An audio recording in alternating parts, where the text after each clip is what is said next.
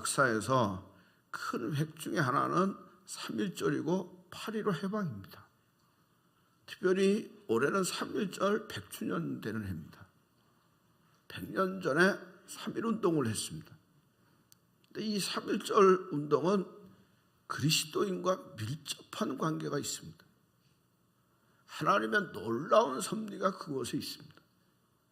특별히 기독교인으로서 얻어야 할 교훈이 있습니다. 우리나라 근대 역사를 이렇게 놓고 보면 중요한 해가 있는데 그 중요한 해가 1885년입니다. 1885년은 한국 선교가 시작된 해입니다.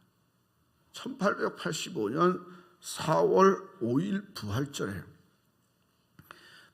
미국에서 장로교 선교사와 감리교 선교사를 인천으로 보내면서 우리나라에 들어왔습니다. 그래서 복음이 이 땅에 정식으로 들어왔습니다. 근데 사실은 그 전해에 알렌이라는 선교사가 있었는데 그는 중국 선교사인데 우리나라 그 미국 영국 그 공사관 부속의사로 근무하면서 선교 일을 했습니다. 그런데 1984년 12월 4일에 갑신정변이 일어나면서 개화파 자객이 보수파 우두머리인 민영익을 칼로 찌릅니다. 그래서 칼에 맞은 민영익을 살려내는 일을 알렌이 합니다.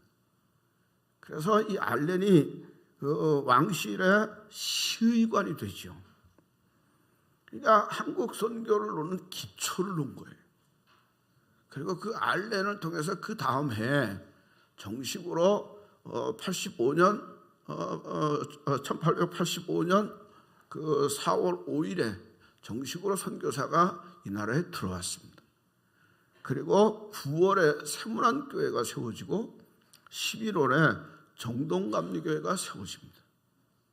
그리고 한 10년 동안 우리나라 신자들이 서울에는 65명, 전국에는 한 300여 명 정도가 됐습니다.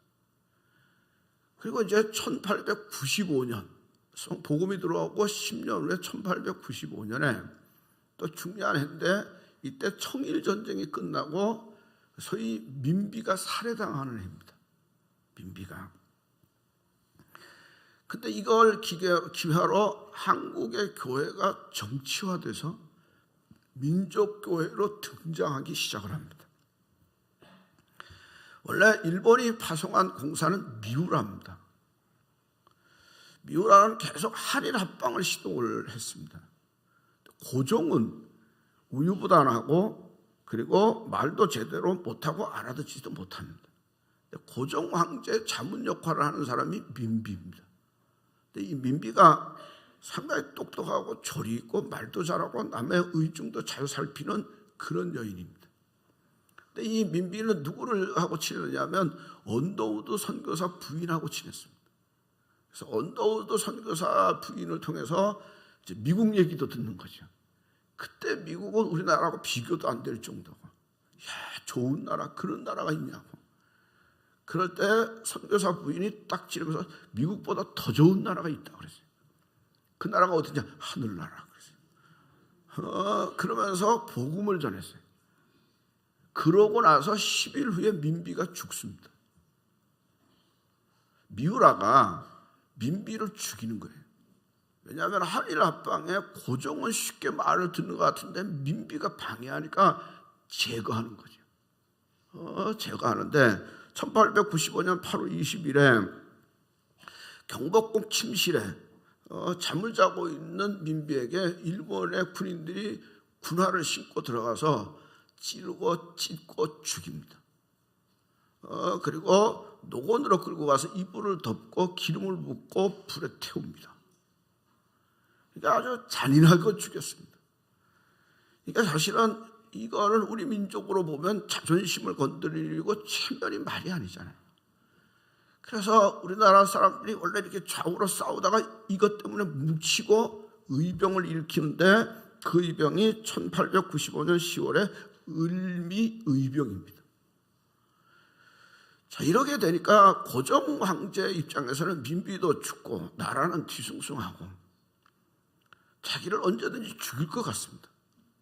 그래서 고종 황제는 음식을 먹을 때 그냥 먹지 못하고 개에게 던져줬대요.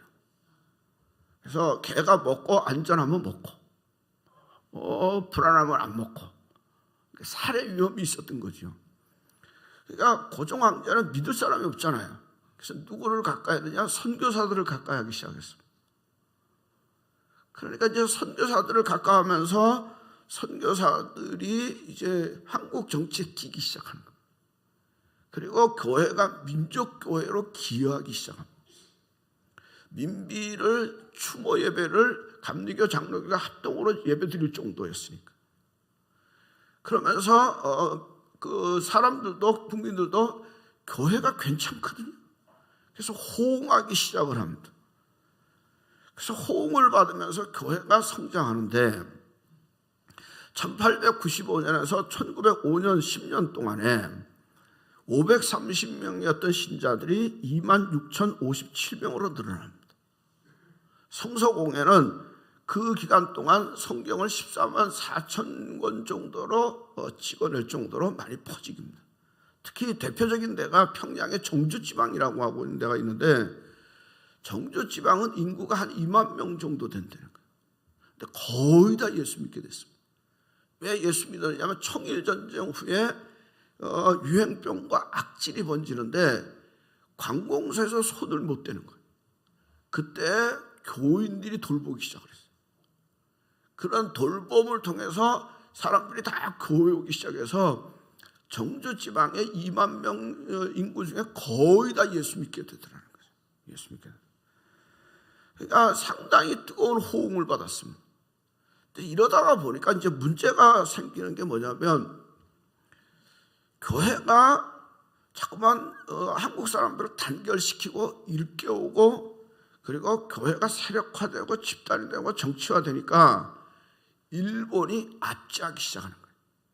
교회가 핍박을 받기 시작을 하는 그런 상황이 오게 됐습니다.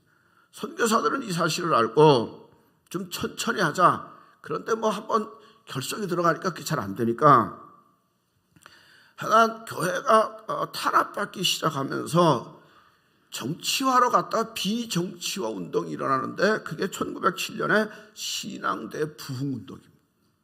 신앙 각성의 운동이 일어나는 거죠. 이때 우리나라 상황은 참 처참했습니다. 일본의 압제는 강하지요. 우리는 저항할 힘이 없지요. 내일에 대한 약속은 없지요. 이완용은 민족 말살 정책을 하지요. 그리고 일본은 고종 황제를 어떻게 하든지 시해하려고 죽이려고 틈틈이 노리지요. 세계에다 알려도 반응이 없지요. 그러니까 교회는 탄압받지요. 그러니까 할 수 있는 거는 신앙 부흥 운동으로 가는 거예요.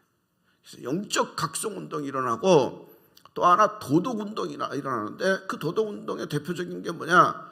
술 안 먹기, 그 다음에 도박 안 하기. 우리나라는 이거 많이 했거든요. 그리고 새벽기도 운동하기, 사경례를 통한 신앙 부흥 운동. 하나 이걸 통해서 1905년에서 1907년 2년 동안에 교회가 200% 성장했습니다. 그러니까 교회가 압박을 받고 핍박을 받을 동안에도 신앙 부흥 운동을 통해서 교회는 놀랍게 성장하게 되더라는 거죠. 그리고 1919년 3월 1일에 3.1 운동이 일어나게 됐습니다. 사실은 그 사이에 있었던 이런 내적인 힘, 영적인 힘, 도덕적인 힘이 폭발하면서 일본 압제 견딜 수 없어서 대한독립 만세를 외쳤습니다. 이건 사실 실패했습니다. 3.1 운동은 실패했는데 이 3.1 운동이 준 영향력이 결과적으로 많이 있습니다. 그게 중에 하나가 상하이에 대한민국 임시정부를 건립하기 시작을 했고 이것이 거적적인 민족운동의 중심체가 됐습니다. 또 3.1 운동에 비폭력 운동을 하다 보니까 너무 피해가 많으니까 이제는 안 되겠다. 무기 들고 싸워야 되겠다. 그래서 만주 지역을 중심으로 해서 무장 독립운동을 하는 계기가 됐습니다. 또 국민들에게 이 정치의식이 고조되면서 국내 민족운동이 많이 일어나면서 국산품을 애용하자, 그리고 근검 전략하자 계몽운동이 일어나기 시작을 했습니다. 그리고 그때는 제국주의 시대니까 우리나라 말고 다른 나라들도 압제당하는 나라들이 꽤 많이 있었는데 그 나라들에게 소식이 가면서 독립에 대한 꿈과 희망을 심어주게 됐습니다. 또 일본 자체도 식민 통치를 무당 통치로 하다가 이것 정도는 아니다 생각해서 그 다음부터 문화 정치로, 가식적이지만 문화 정치로 바꾸는 계기가 됐어요. 제일 중요한 건 뭐냐면 3.1 운동을 할 수 있었던 가장 중요한 이유는 교회입니다. 교회입니다. 기독교인들이 앞장섰습니다. 민족대표, 서명한 민족대표가 33명인데 16명이 기독교인입니다. 서명하지 않은 민족대표가 48명인데 24명이 기독교인입니다. 그리고 만세운동을 일으켰던 시위를 주도했던 데가 기독교가 압도적인데요. 기독교가 주도한 데가 78곳, 천도교가 주도한 데가 166곳, 그 다음에 기독교와 천도교가 합해서 한 것이 42곳, 그리고 3.1 운동에 투옥된 사람, 기독교인들이 2190명, 유교, 불교, 천도교를 합해서 1556명. 그러니까 예수 믿는 사람들이 앞섰고 감옥도 많이 갔습니다. 그러니까 재밌는 거는 왜 3월 1일 날 했느냐? 원래는 3월 3일 날 하려고 했던 거예요. 고종 황제 장례식이 3월 3일이에요. 그래서 이때 사람들이 많이 모이니까 이때 만세운동을 하면 국민들의 호응이 많을 거라고 생각해서 3월 3일 날 하려고 했어요. 그런데 황제의 죽음의 장례식에 예의가 아닌 것 같아서 피하려고 했어요. 그래서 하루를 당기려고 했어요. 3월 2일 날 하려고 하니까 주일날이에요. 그런데 그 주일날인데 이 대표들이 교인들이 반이니까 주일날은 안 된다. 그래서 당겨진 게 3월 1일 토요일이에요. 대단하잖아요. 그때 기독교의 인원수가 얼마였느냐? 그때 조선의 인구가 1700만 명이에요. 기독교인은 20만 명. 200만 명이 아니고 20만 명. 복음화율은 1.5%. 그 당시에 천도교인은, 교세는 얼마? 천도교는 200만 명. 불교는 300만 명. 유교는 조선의 국거라고 할 정도로 많이 퍼져 있었고. 재밌는 게 천주교거든요. 천주교는 참여 안 했어요. 왜냐하면 로마 고왕청이 이태리의 무솔린 정권, 독일의 히틀러 정권과 결탁을 했어요. 그리고 이태리와 독일과 일본이 또 연합을 했어요. 그래서 로마 교황청이 신사 참배 반대 안 했어요. 이게 신사에 절하는 거 금지 안 했다고. 그러니까 3.1 운동에 천주교에서 싹 빠져 있어요. 하지 말라고 하는 지시죠, 일종이에요. 하여튼 그 얘기는 뭐 더 할 건 없고요. 중요한 거는 기독교가 주로 힘쓴 게 3.1 운동을 했고 신사 참배를 반대하는 운동을 했어요. 왜 일본의 천황이 신이냐? 안 하는 거죠.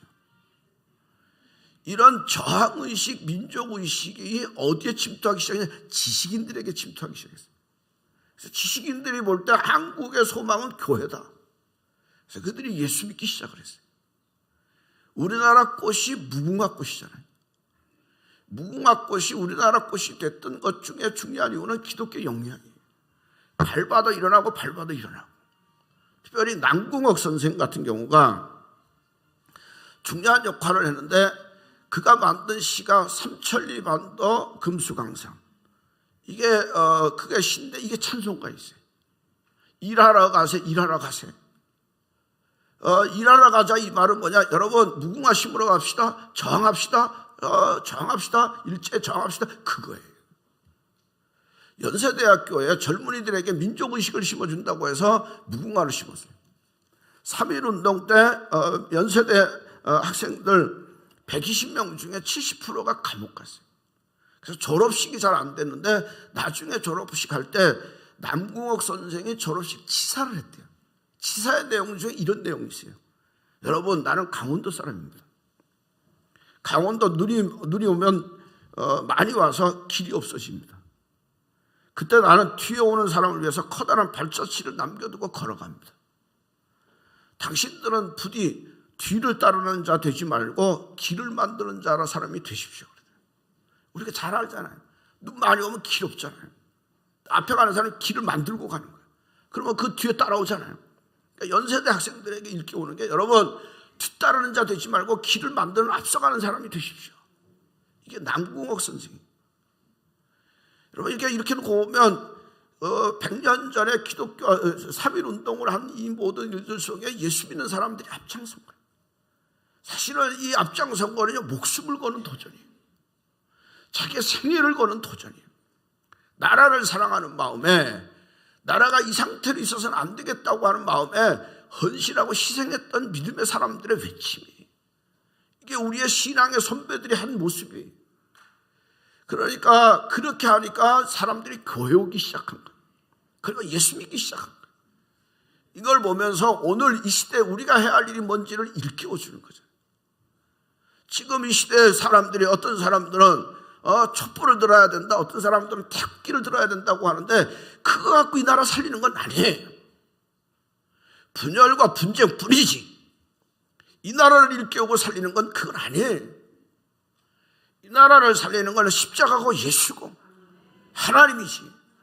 하나님의 영광과 존귀함이 이 땅에 가득해야 할 것이고, 믿는 자가 깨어서 앞장서면 하나님의 놀라운 축복과 은총이 100년 전에 이 땅에 임했던 것처럼 이 땅에 임할 줄로 믿습니다.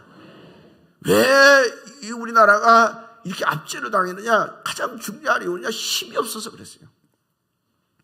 그때가 제국주의 시대거든요.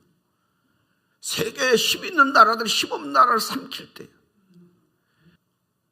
그럼 힘은 어디에서 있어지느냐? 오늘 성경의 말씀이 우리에게 일깨우는 게 있어요. 당시 이스라엘 백성은 양국의 강대국 사이에 있었어요. 하나는 애굽이고 하나는 아수르예요.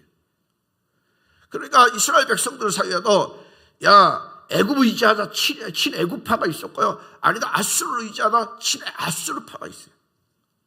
그때 하나님이 이사야를 통해서 그들에게 일깨우는 말씀이 있어요. 애굽을 의지하는 자에게 화가 있을진저, 너희가 말을 의지하고 너희가 병거의 많음과 마병의 심히 강함을 의지하고 이스라엘의 거룩하신 이를 앙망하지 아니하고 구하지 않고, 너희가 말을 의지하고 하나님을 의지하지 아니, 하나님이 너희에게 재앙을 내릴 것이다. 재앙을 내릴 것이다. 애굽 신 아니고 사람이다. 말들 영 아니고 육체다. 여호와께서 그 손을 펴시면 돕는 자도 넘어지고 도움을 받는 자도 엎드려서도 다 멸망할 것이다. 애굽이 강하다고 할지라도 여호와께서 손을 펴시면 다 무너진다고. 아수르를 의지하는 자들아, 아수르가 칼에 무너질 것인데 여호와의 칼로 망할 것이다. 젊은이는 노예로 잡혀갈 것이고 황제는 도망갈 것이고 강도들은 공포에 질려 도망가게 될 것이다. 뭘 말하느냐? 너희가 애굽을 의지하느냐 아수르를 의지하느냐 다 망한다고 하는 거야. 여호와의 손이 펴시면 아무것도 아니라고 하는 거야. 사실은 우리의 상황과 좀 비슷하잖아요. 우리도 보면 농담반 진담반으로 먼저 얘기하기를, 이 백성의 큰형님을 어디로 할까? 중국으로 할까? 미국으로 할까? 어디로 의지하는 게 유리할까? 북미 회담을 해도 우리는 손 놓고 있잖아요. 거기에 따라서 우리의 운명이 좌우되잖아요. 여러분, 강대국의 힘이 필요하긴 하지만 강대국이 우리의 문제를 해결하는 건 아니더라는 거죠. 아니더라고 하는. 정말로 요 힘은 어디에 있느냐? 하나님께 있다고 하는. 여호와께서 그 손을 펴시면 돕는 자도 넘어지고 도움을 받는 자도 엎드려서 멸망하게 될 것이라고 하는 거죠. 전쟁은 무기에 있느냐? 전쟁은 무기에 있는 것도 아니라고 하는 거예요. 그들이 왜 애굽을 의지하느냐? 그들에게 말이 있고 마병이 있고 병거가 있다고 하는 거죠. 요즘 말로 하면 전차가 많다고 하는 거죠. 전차의 위력은 우리가 6.25 때 알아요. 전차 때문에 우리가 많이 당했어요. 그래서 지금도 전방에 가면 도로 한가운데 돌 장애물이 가득해요. 그래서 집차가 이렇게 저렇게 달리게 해놨어요. 왜? 전차 막으려고. 지금은 전차 갖고 되는 건 아니잖아요. 첨단 무기가 있어야 된다, 핵이 있어야 된다, 그리고 그래서 우리도 핵을 가져야 된다, 이런 주장도 있어요. 주께서 분명히 말씀하기를 애굽 신 아니다, 사람이다. 그 말들 영 아니다, 육체다. 이게 무슨 말이냐면, 우리가 어떤 운동선수하고 경기를 할 때 저쪽에 너무 잘하면 사람도 아닌 것 같다, 이렇게 얘기해요. 사람도 아닌 것 같으면 쓰러지지 않을 것 같은데 그 사람도 사람이라고 하는 거예요. 아무리 강한 무기라도 사람이고 육체지. 여호와께서 무너뜨리면 무너지는 거지. 다 아무것도 아니라고 하는 거죠. 이스라엘 백성들이 출애굽하면서 금송아지를 만들어 놓고 금송아지가 우리를 인도한다, 우리를 보호한다고 했어요. 이 사상이 지금도 많은 사람들 속에 있어요. 금송아지 우상이 우리를 보호하고 지키실 것이다. 아니, 오늘 말씀을 쭉 보면 여호와께서 강림하여 싸울 것이라, 여호와께서 강림하여 보호할 것이라, 여호와께서 강림하여 구원하리라. 하나님이 여시면 닫을 자가 없고 하나님이 닫으시면 열 자가 없느니라 그랬어요.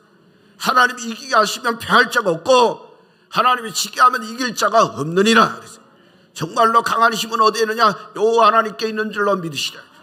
가만히 보세요. 이 백성의 역사를 통해서 보면 하나님으로 뭉치고 하나님의 은혜와 축복이 강할 때 감히 누가 우리를 못 건드렸어요. 신앙인들의 기독교인이 얼마 많지 않았지만은 그 20명을 갖고 이 백성을 이끌어갈 때 불가능한 독립운동이 외쳐지게 됐어요. 하나님의 은혜와 축복이 이 백성이 강건할 때 중국이 우리를 우습게 못 봤어요. 북한은 감히 넘보지 못했어요. 정말로 이 백성의 힘은 어디에 있느냐? 하나님께 있지. 하나님이 도우시면, 하나님이 힘주시면 강건하고 놀라운 축복과 은총이 이 백성에 이루어지게 될 줄로 믿으십시오. 도산 안창호 선생님이 일화가 있어요. 일본 경찰에 잡혀가서 재판을 받을 때 일본 경찰이 안창호 선생님에게 이렇게 물어요. 그대는 석방이 된 후에도 독립운동을 계속할 것인가? 그랬더니 그가 말하기를 그렇습니다. 나는 밥을 먹을 때도 잠을 잘 때도 이 몸이 없어질 때까지 독립운동을 계속할 것입니다. 그러면 일본 경찰이 다시 물어요. 자네는 조선 독립이 가능하다고 보느냐? 그랬더니 도상 안창호 선생님이 말씀하기를 조선의 독립은 가능합니다. 반드시 이루어집니다. 다시 물어요. 그럼 이유가 뭐냐? 세 가지 이유를 얘기해요. 대한민국 전체가 독립을 믿으니 독립이 될 것입니다. 두 번째는 세상의 공의가 대한의 독립을 원하니 독립이 될 것입니다. 세 번째는 하늘에 계신 하나님이 대한의 독립을 원하시니 독립이 될 것입니다. 그게 신앙의 고백이잖아요. 여러분, 신앙의 믿음의 사람들을 보면 그 신앙심이 나라 사랑하는 마음으로 연결됐어요. 여러분, 지금 우리는 어떤 시대에 살고 있어요? 나라에 어떻든지 간에 나만 편하면 되고 국가에 어떻든지 나만 잘 살면 된다고 하는 이기주의 시대에 살아요. 애국심 얘기하면 웬 옛날 얘기하느냐고 말하고 있어요. 여러분, 나라가 없으면 나도 없어요. 나라가 망하면 나도 망해요. 신앙의 사람들은, 하나님 사랑하는 사람은 그 마음을 가지고 나라 사랑했어요. 오늘도 하나님 우리에게 원하는 모습은 뭐냐? 하나님 사랑하는 마음으로 내 조국을 사랑하라고 하는 거예요. 내 조국을 위해서 헌신하고 정말로 신앙의 선배들처럼 헌신하고 수고하고 그리고 깃발을 들고 하나님의 뜻을 이루라고 하는 게 하나님의 사명인 줄로 믿으시고, 하나님 사랑하는 여러분, 국가를 사랑하시기를 바랍니다. 국가를 위해서 기도하시기를 바랍니다. 애국하시기를 바라고 헌신하고 희생할 수 있는 은혜와 축복이 여러분에게 충만하시기를 주의 이름으로 간절히 축원합니다. 100년 전에 3.1운동이 믿는 사람을 통해서 이루어졌던 것처럼 이 백성이 살 길도 교회와 믿는 사람을 통해서 이루어질 줄로 믿으시고, 우리의 사명을 잘 감당하여 교회 때문에, 믿음의 사람 때문에 이 백성이 든든히 서가는 축복의 은총이 이루어져야 될 줄로 믿습니다.